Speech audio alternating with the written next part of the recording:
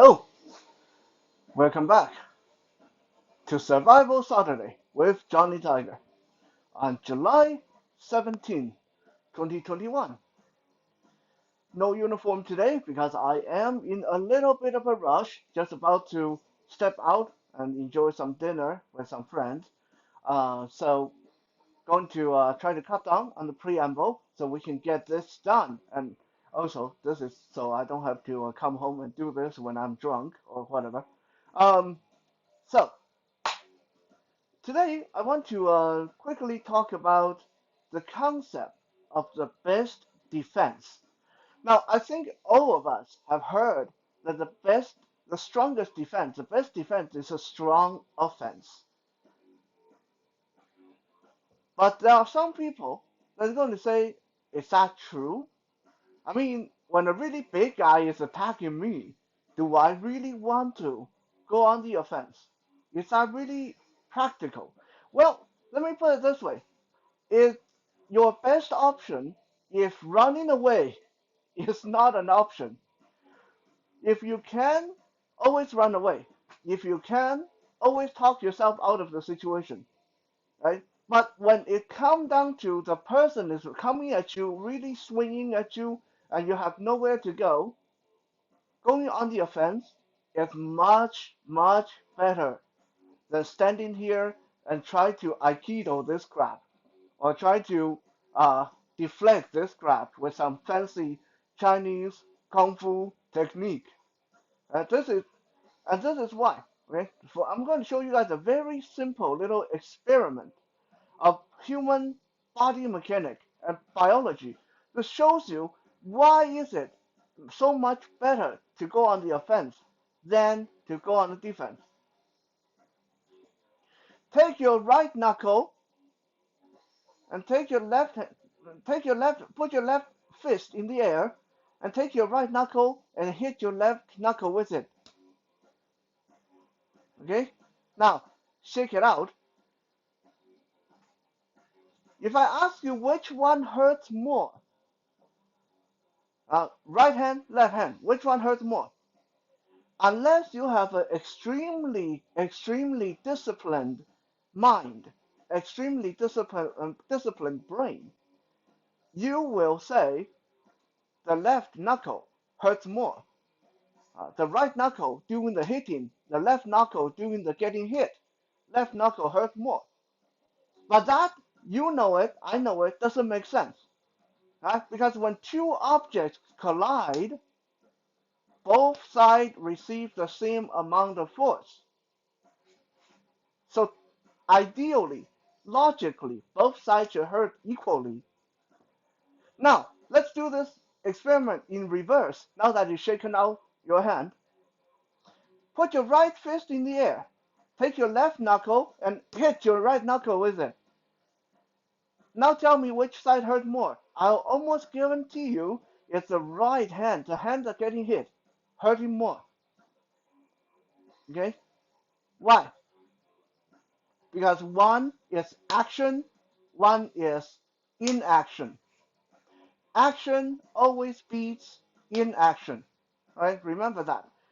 Even in human biology, when you are the one doing the hitting, even though you might still get hurt in the process, it hurts a lot less than if you just stand here and get hit.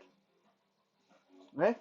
That is reason number one. Reason number two is when you are standing here just receiving, defending, receiving, you are giving the person the ability to devote 100% of their brain to attacking you. Bruce, here, the training dummy, he just stands there. He doesn't do anything. He doesn't hit back. So I have all the time in the world to think, should I do a jab or hook or knee or elbow or headbutt? Or do I want to claw his face? Or do I want to uppercut him in the throat? I can run through a gazillion attack patterns, attack methods, because all I have to do is attack. But if Bruce is standing here And he actually will try to claw my face. He actually will try to kick me in the groin, even if he's not well trained. Suddenly, my options become limited because now part of my brain have to devote itself to self-preservation. There's going to be a part of my brain that's going to say, maybe we should just stop this. Maybe we should run away. Or hey, he's going to grab your eyes. He's going to poke you in the eye. Block. Move your head. Right? Your brain is busy analyzing what he's going to do. Your brain is analyzing what uh, are the best way to not get hurt. So as an attacker, if the victim is fighting back, no matter how weakly, no matter how clumsily, it takes the attacker's mind off of a full-on 100% attack for a split second. And that split second may be what you need to run away or to pull out your self-defense tool. So going in line with that idea to go on the offense rather than just stay here and receive, keep these three simple principles in mind. And all three simple principles condensed into one larger philosophy. This large philosophy is taking the space. Taking the space. I believe we talked about this in one past episode, but it's also worth rehashing. Right? Taking the space. It's basically going on the offense. What do we mean by taking the space? Like I said, it breaks down to three simple principles. One, stand where they are standing. Stand where they want to stand. So, if a person is in front of me, attacking me, ideally, I do not want to stand where I'm standing. Ideally, my feet want to be where his feet are. Why? Because when I am actively trying to insert my feet into where he's standing, my hip will follow, my leg will follow. Okay? My hip, my leg will create a jostling effect, making it very hard for him to balance, for him to stand his ground. If you don't believe me, try it. Okay? Even if you have a child with you, this works even for children. Right? Let's say you have a child, and you're an adult. You stand there and you tell your child, trying to put your feet between my feet and then move forward. I almost guarantee you, you will stumble back. Okay? If the child is not using brute force, if the child actually put his foot between your feet, okay, right on the center line, and then walk forward and then charge forward, running into you, you will stagger back. Right? So if adults do that, works almost every time. Right? So put your feet where their feet are. Stand where they're standing. That is principle number one.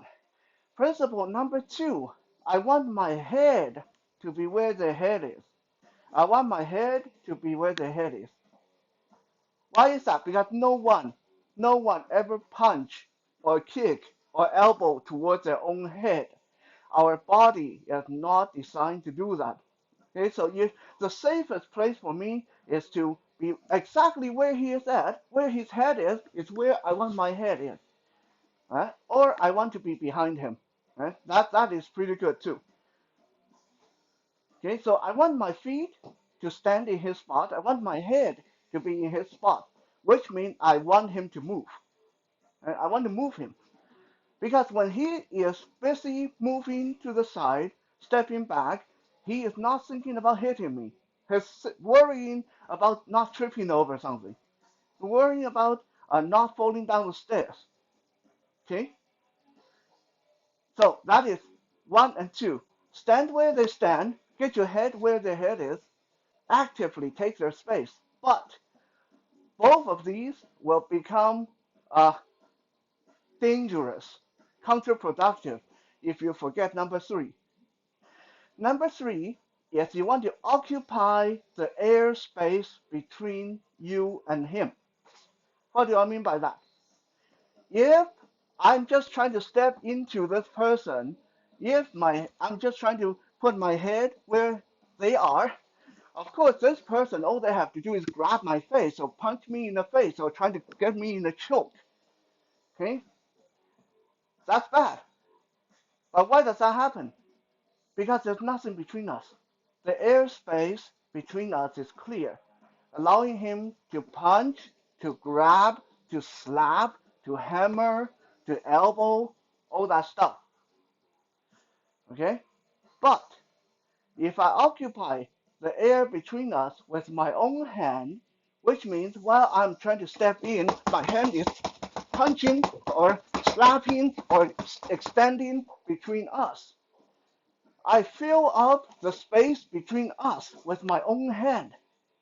This will not allow him as much time or opportunity to get his own hand in there. Okay? This does not require any kind of proficient super punches. I just need you to occupy the space between you and him with your hand as you are moving in. Okay? It can be fingers, jabs, or punches, or slaps. As long as you keep your face protected, you keep this airspace between you occupied, and you're not moving so you lose your balance, that's fine. Right? It doesn't require anything special. This principle is seen often in Wing Chun, but we're not going to be very specific and do Wing Chun here. We're going to take the idea of occupying the airspace. Okay? Any space you can occupy is one less space they can use against you. So, taking the fight to them, the best defense is a strong offense. And the best kind of offense is when you take the space, when you take their space. When you take their space, then you can worry about taking their balance, taking their ability to hurt you. Like I said, in a little bit of a hurry, so I hope this was possible as a survival Saturday. Uh, we'll be back tomorrow for a much, much more long-winded Soul Search Sunday. For now, have a good uh, Saturday night, and I'll see you guys tomorrow.